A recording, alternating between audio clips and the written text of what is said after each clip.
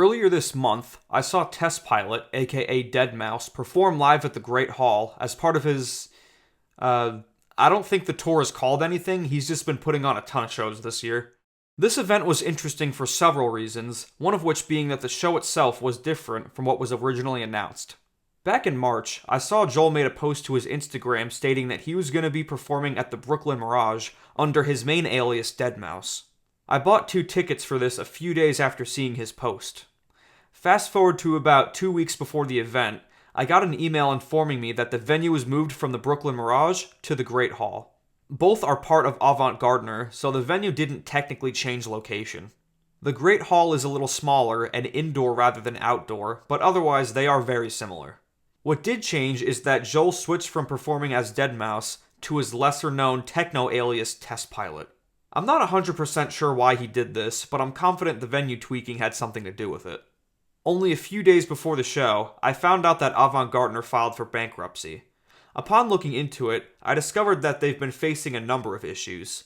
Among them, they were unable to secure permits from the state of New York, and they couldn't open the newly renovated Brooklyn Mirage as a result.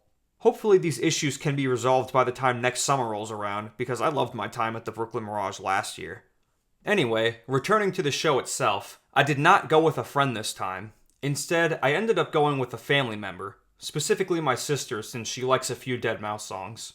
We got to the venue at around 9 p.m., about an hour before the doors opened. While we were waiting in line, we ended up making conversation with a guy who was attending the event by himself. I ended up talking with this dude for about half the time I was at the show, so that was nice. We even saved each other spots by the front of the stage when we went to go get a drink or use the bathroom or stuff like that, which was kind of funny. The show started a little after 10 p.m., but it didn't end until 4 in the morning. My sister and I left at around 2:30. There was no way either of us were going to get blasted by EDM and flashing lights any later than we did. Don't get me wrong, the show was very fun, but it ran super late and it took a toll on us. I wish it started at 8 p.m. instead, like the Gesaffelstein show I attended at this spot last year. Anyway, in addition to Joel, there were 2 other artists that performed before him. I hadn't heard of either of them before.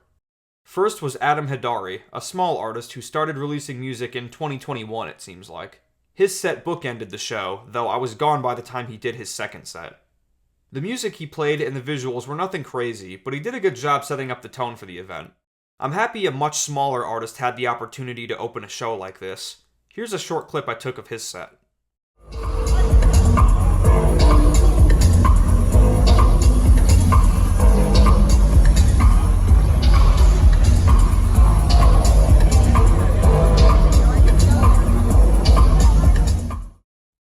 After he played for about an hour, he swapped out with the next artist, BlackGummy. For the most part, I thought BlackGummy's set was very good. The music was even better than the material preceding it. The visuals were somewhat simplistic, but striking nonetheless. After a little bit of research, I found out he's one of Joel's label mates on Mousetrap. I'm gonna have to look into his music since I really liked what I heard. Here's a few clips of his performance.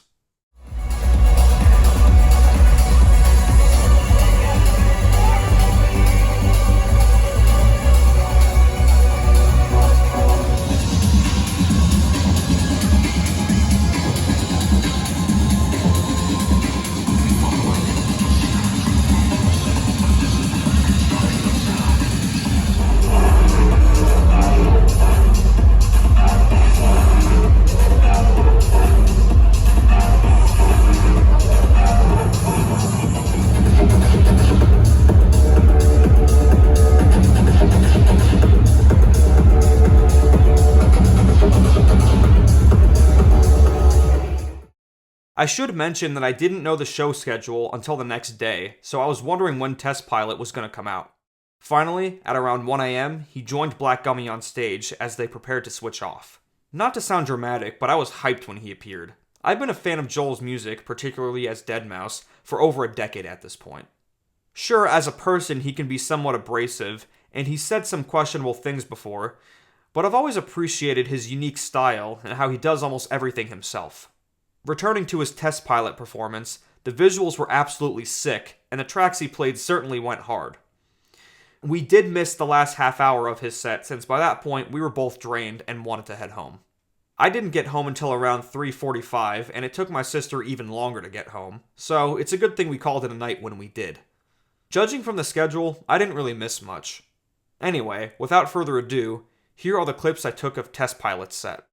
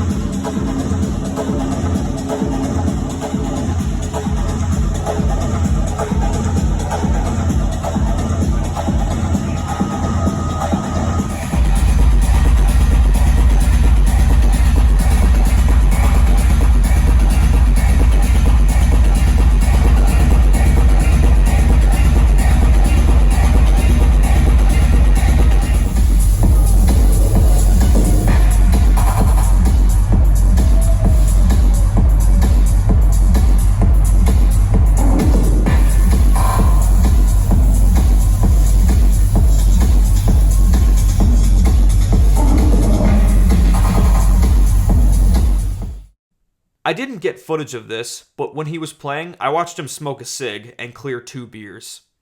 I was not surprised by this in the least. Anyway, one thing I was concerned about in regard to the swap from deadmau5 to TESTPILOT was that it would affect what tracks he decided to play. I recognized a few of them. He played the track Wet from some EP. Yes, that's actually what he named his EP. And I also spotted some vocal samples from Word Problems and I Remember thrown on top of other tracks. Aside from that, I didn't recognize a lot of what he played. I'll freely admit I'm not nearly as familiar with his post-2018 music compared to the stuff he put out before then. I do also feel that he's past his peak and that he hasn't released anything in the 2020s that I would call amazing, though he has released some very good tracks this decade. I'm glad he's still making music, and I've kept up with his new releases since becoming a fan in 2014. Overall, I enjoyed the show quite a bit.